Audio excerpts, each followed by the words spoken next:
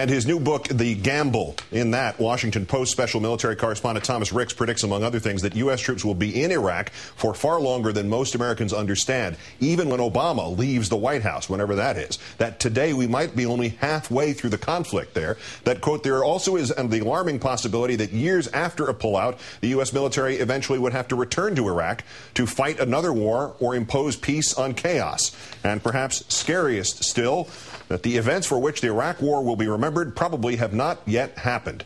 You will recall that the last book from Mr. Ricks was the #1 New York Times bestseller, Fiasco, also about the U.S. military conflict in Iraq. Thomas Ricks joining us again from Washington. Nice to speak with you again, sir. It's good to be back. Given your predictions, is the headline today not about the troops that are going to be leaving Iraq by 2010, but about those 50,000 or so who will be staying behind and the question of how long they might have to stay behind? Exactly. I've got to say I have a lot of respect for Richard Engel, but I disagree with almost everything he just said. This was a terrific speech. It was a speech that George Bush would have given had he been able to give good speeches. It was a speech not about getting out of Iraq. It was a speech about staying in Iraq. It was a speech about mission accomplished, about standing down as they stand up, and having 50,000 troops there for many years to come.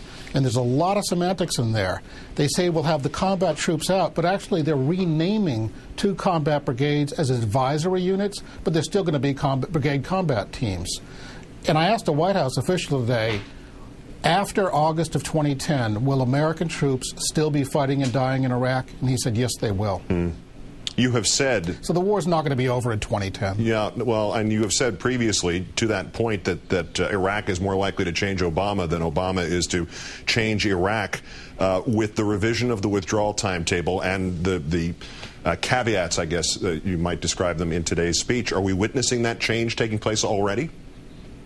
I think we saw that today. This was, in many ways, a Bushian speech in which I think Obama has recognized the grim reality. He has inherited the worst foreign policy situation any new president has ever taken on.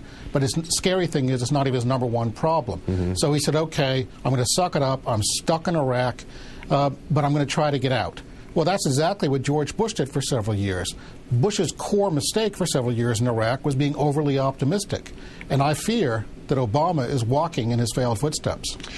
Expand on that. What exactly is, other than the idea that he has only 50,000 troops there as of August 2010, and then they're all out by the end of 2011, is there anything else specifically that he is being too optimistic about right now?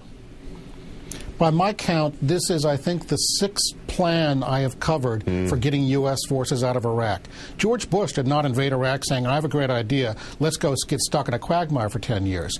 His idea was to invade Iraq and get out quickly. The original U.S. war plan had us down to 30,000 troops by September 2003.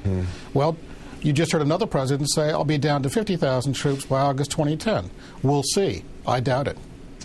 The fewer troops that are there, are they at, is there a way to assess whether they are at greater risk, both in terms of shooting war and insurgency, roadside bombs, and even their own conduct? Is there a temptation that if there's a smaller unit, a smaller force there, that they might be tempted to behave in a more hardline fashion as self-defense? I'm not so worried about that because U.S. troops really have embraced this mission under General Petraeus and General Odierno of counterinsurgency, which means protecting the people. But the fewer troops you have, the less able you are to do that. Also, the less able you are to police your allies, to make sure that Iraqi forces are behaving. And you also have less glue holding the country together. And so there's more chance of violence breaking out, American troops being overwhelmed by it, especially in Mosul and Kirkuk, the 2 most worrisome places in Iraq right now. The events for which the Iraq War will be remembered probably have not yet happened, something you wrote in this book. What sort of events were you imagining when you wrote that? Well, it's actually the last line in the book. It's a quote from Ambassador Ryan Crocker, our top diplomat out there for the last couple of years. And what he was saying is that the prism through which we see this war, the way we understand this war, has not yet been built. We don't know what those events are. My personal view is that the Iraq we wind up with in 5 or 10 years is going to be a place that is not a democracy, not an American ally, and run by a strong man, probably tougher, smarter, and more adept than Saddam Hussein. So when the Bushies say, well, at least we got rid of Saddam Hussein, we may end up saying, yeah, but you got an even worse guy in there. a Shakespearean finish, if it comes to that. Thomas Ricks of the Washington Post, much of whose work has been truly prophetic, and the rest of it has simply been great. The new one is The Gamble.